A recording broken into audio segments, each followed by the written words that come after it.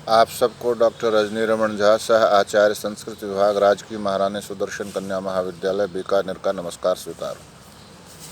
हमने शुकनासोपदेश में 13 अनुच्छेदों का पारायण किया था और लक्ष्मी के बारे में चर्चा चल रही है, तो इसी में हम अब आगे चलते हैं।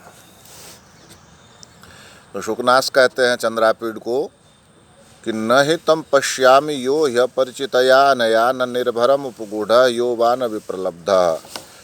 मैं कोई ऐसा व्यक्ति नहीं देखता हूँ, शुकनास कह रहे हैं चंद्रापीड़ को कि मैं कोई ऐसा व्यक्ति नहीं देखता हूँ जो यो ह्य परिचितया अनया, जो उसको यह अपरिचिता के द्वारा न निर्भरम उपगूढ़, अच्छी तरह से आलिंगन न किया गया हो, और योवान विप्रलब्ध, और बाद में उसको धोखा नहीं दिया हो। ये जो लक्ष्मी है यह अपरिचिता है, यह परिचित नहीं, अपरिचिता इस अर्थ में है कि बड़े बड़े राजा थे, कभी आपको ध्यान हो कैसे बड़े बड़े राजा थे, आज जो उनके वंशजों के पास लक्ष्मी बिल्कुल नहीं है, बिल्कुल जर्जर है हालत उनकी। तो यह अपरिचिता अनया, यह जो लक्ष्मी है यह अपरिचिता है, मतलब परिचय को नहीं मानती है। तो ऐसी ये लक्ष्मी जो है ये क्या करती है, पहले तो गूढ़म आलिंगितम, जो निर्भरम उपगूढ़, अच्छी तरह से आलिंगन करती है, और फिर क्या करती है कि विप्रलब्धा, फिर उसके बाद ठग लेती है, धोखा दे देती है। फिर कहते हैं नियतमियमा लेख्यगता पे चलती, और यह नियताम यमा, यह जो निश्चय है लक्ष्मी नियतम, नियमितया ऐसा होना चाहिए था, इसमें एक बार मैं देखूं क्या लिखा है। तो ये कहते हैं कि नियतम, नियतम और नियतम, नियतम इयम, नियतम इयम, यह जो लक्ष्मी है यह नियतम चित्र लिखित कर दी गई है, मान लो दीवार पर या कैलेंडर में कहीं भी। आलेख्यगतापि, आलेख्यगता मतलब चित्र में ये लिख दी गई है, और इसके बाद भी निश्चित कर दिए जाने के बाद भी यह चली जाती। जैसे बड़ी सुंदर बात कही है कि मान लीजिए किसी आदमी ने अपना घर बनाया और उस घर में लक्ष्मी जी का चित्र बनाया, लक्ष्मी जी का चित्र बनाया या कैलेंडर रखा या मूर्ति रखी, जो भी हुआ, तो वह तो स्थिर है, वह तो चलेगी नहीं। तो नियमित हो गई, वो एकदम बिल्कुल स्थिर हो गई। किसमें? चित्र में होने के कारण या मूर्ति में होने का कारण चलेगी नहीं। लेकिन इसके बाद क्या होता है कि चित्र तो रह ही जाता है, मूर्ति रह ही जाती है, और लक्ष्मी जो है वो चली जाती। तो नियमित इयम आलेख्यगतापि, यह चित्र में होने के बाद, स्थिर होने के बाद, चित्र में होने के कारण स्थिर होने के बाद भी क्या होता है, चली जाती। पुस्तमय्यपिंद्र जालम आचरती, और पुस्तमयी है, पुस्तक में रहती है।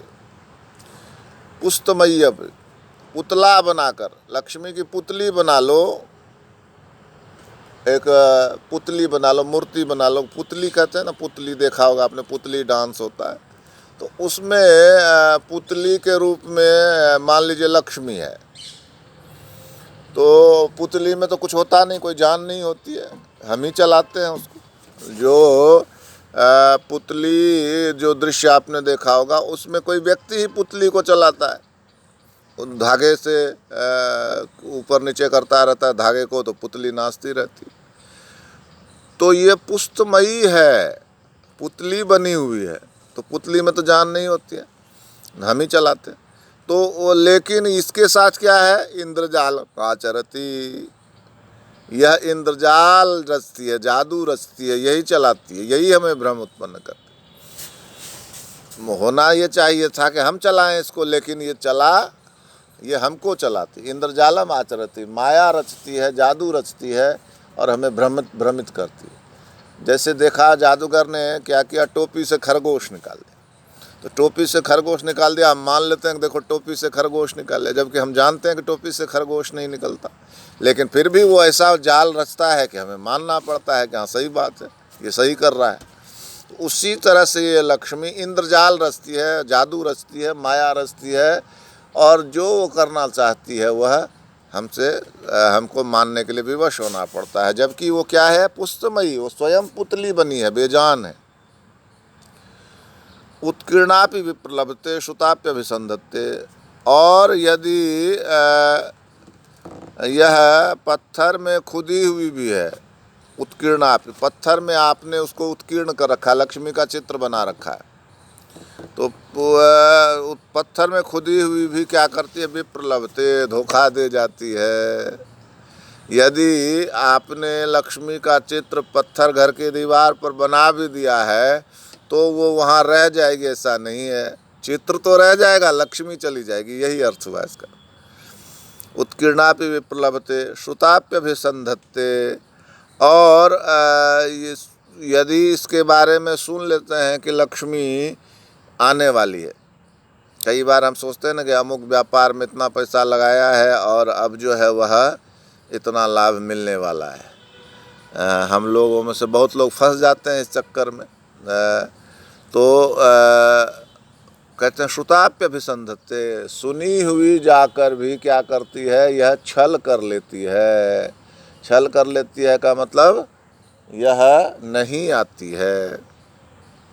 और चिंतितापि वंचयति, और इसके बारे में अगर अच्छी तरह से चिंतित किया, इसको का चिंतन किया जाए, इसके बारे में सोचा जाए, वंचयति, तो भी यह क्या करती है, ठग लेती है। लक्ष्मी के बारे में खूब अच्छी तरह से सोच विचार कर भी जो आदमी पैसा लगाता है, ज़रूरी नहीं है कि उसको लाभ हो, उसके बाद भी हो सकता है उसको हानि ही हो, खूब सोच विचार लिया तो भी। एवं विधयापि चानया दुराचरया कथमपि दैववशेन परिगृहीता विक्लवा भवन्ति राजानः। इस प्रकार की जो यह लक्ष्मी है, दुराचारिणी, उससे किसी भी प्रकार से भाग्यवश जो पकड़ लिए जाते हैं, कौन, राजा, इतनी विरोधी बातें हैं ना लक्ष्मी की, और उनसे जब वह पकड़ ली जाती है, कोई राजा पकड़ लिया जाता है, तो विक्लवा भवन्ति, तो वे सारे राजा क्या होते हैं, विह्वल हो जाते हैं, उसमें फंस के रह जाते हैं, विक्लव हो जाते हैं, मतलब उनका अपने ऊपर जोर नहीं रहता। और राजाना सर्व विनयाधिष्ठानताम च गच्छति, और सभी प्रकार के दुराचार के अधिष्ठान हो जाते हैं, आधार हो जाते हैं, यानी कि वहीं से दुराचार और पाप निकलने लगता है, होने लगता है। जो लक्ष्मी गूढ़ आलिंगन करती है फिर छोड़ देती है, चित्र में है लेकिन फिर भी चली जाती है, पुतली में है लेकिन फिर भी लोगों को ठगती है, सुनी जाती हुई भी वंचित करती है, सोची जाती हुई भी छल करती है। तो इस तरह की जो लक्ष्मी है उसमें उसके कोई दैववश भाग्यवश कोई राजा यदि पकड़ लिया जाता है, तो राजे जगह पकड़ लिए जाते हैं तो परिगृहीता विक्लवा भवन्ति, विक्लव हो जाते हैं, बड़े बेचैन हो जाते हैं, दुखी हो जाते हैं, और क्या हो जाते हैं, राजा लोग विह्वल हो जाते हैं, दुखी हो जाते हैं, फंस जाते हैं उसमें और लक्ष्मी के जाल में। और सर्व विनयाधिष्ठानताम, और सभी प्रकार के दुराचारों का अधिष्ठान हो जाते हैं, आधार हो जाते हैं। आगे कहते हैं, तथा ही अभिषेक समय एवं चैतेषाम मंगल कलश जलैरि प्रक्षाल्यते दाक्षिण्यम। इसलिए अभिषेक समय एवं, अभिषेक के समय ही इसकी उदारता मानो मंगल कलशों से धो दी जाती है। जब राजा का अभिषेक होता है तो उसके सिर पर जल डाला जाता है। तो जो मंगल कलश है जिससे जल डाला जाता है, तो इससे मानो राजा के पास जो लक्ष्मी है उसकी उदारता, दाक्षिण्यम, उसकी कुशलता, उसकी उदारता क्या होती है, धो दी जाती है। वो जल से वो राजा ही नहीं धुलता, जल से उसकी दाक्षिण्य, उसकी उदारता, उसकी उज्ज्वलता जो है धो दी जाती है। अग्नि कार्य धूमे नेव मलिनीक्रियते हृदयम पुरोहित कुशाग्र। हाँ, जो अग्नि कार्य है, जो हवन आदि होते हैं अभिषेक के समय में, तो उसमें धुआं निकलता है, तो उससे मानो उसका हृदय जो है वो मलिन कर दिया जाता है। पुरोहित कुशाग्र सम्मार्जनी भी रिवापहृयते क्षांति है। और पुरोहित की कुशा, कुश नामक घास से अगले भाग से सम्मार्जनी, उसको उससे उस पर छिड़कते हैं ऐसे जल, या ऐसे ऐसे साफ करते हैं, सम्मार्जन करते हैं, साफ करते हैं, तो उससे अपहृयते क्षांति, मानो उसकी सहनशीलता मान लो दूर कर जाती है। वैसे तो कुश से करते हैं, ऐसे ऐसे सम्मार्जन साफ करते हैं, लेकिन बाण भट्ट कहते हैं इसको, इसमें शुकनास नाम का वो मंत्री कहते हैं कि वे जो पुरोहित कुश के अगले भाग से सम्मार्जनी करते हैं, मतलब झाड़ू जैसा बना के उसको साफ करते हैं वेदी को, तो उससे जो है यह, इससे मानो राजा की सहनशीलता भी जो है वो पोंछ दी जाती है, झाड़ दी जाती है, बुहार दी जाती है। उष्णीस पट्ट बंधे नेवाच्छाद्यते जरागमन स्मरणम। उष्णीस पट्ट बंधे, जब उस राजा के सिर पर उष्णीस पट्ट बंध, उष्णीस कहते हैं वो जो पगड़ी बांधी जाती है, तो उस पगड़ी के बंधन से, उष्णीस पट्ट बंधे नेवाच्छाद्यते जरागमन स्मरणम, उस पट्टी से, पगड़ी से जो उसका सिर बांधा जाता है, तो उससे ऐसा लगता है कि उसको बुढ़ापे और मृत्यु का, बुढ़ापे के आगमन का ध्यान ही नहीं रहता। सिर जो है उस सिर बांध दिया जाता है, और विचार जो हैं सिर में आते हैं, मस्तिष्क में आते हैं, तो ये ऐसा लगता है कि जैसे बुढ़ापे का स्मरण, उस जो पगड़ी बांधी गई, उष्णीस बांधा गया, उससे मानो बुढ़ापे का स्मरण ही क्या हो जाता है, ढक जाता है। उससे तो सिर ढकता है, लेकिन इससे कह रहे हैं कि जैसे बुढ़ापे का स्मरण ही ढक जाता है।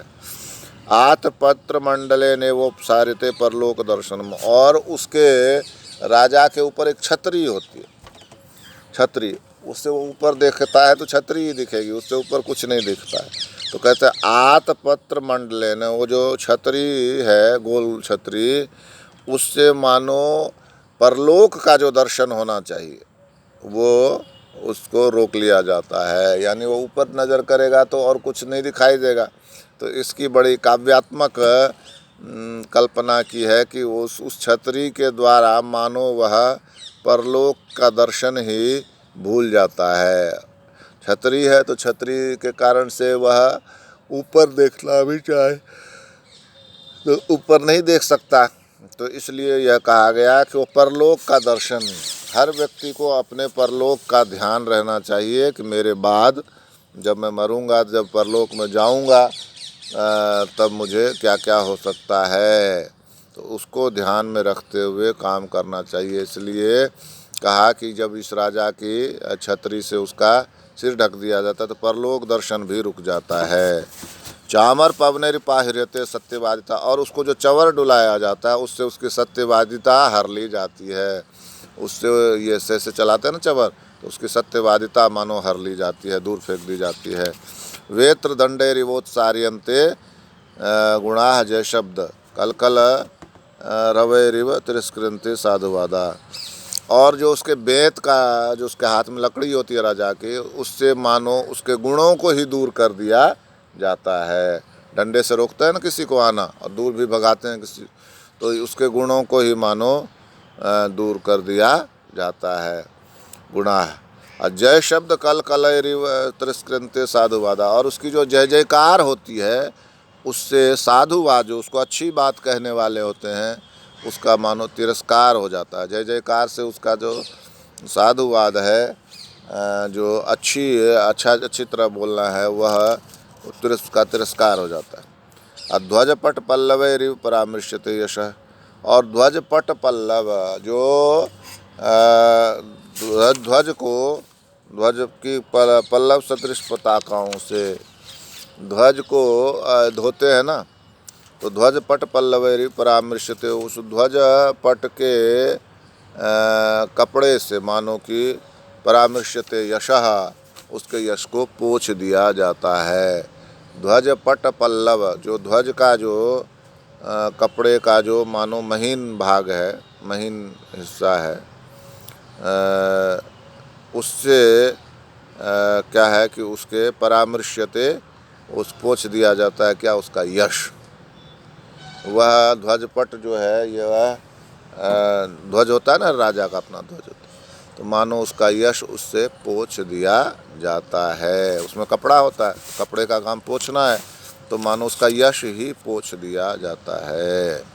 तो इस तरह से हमने 2 अनुच्छेदों का अध्ययन किया। शेष का हम आगे करेंगे। धन्यवाद।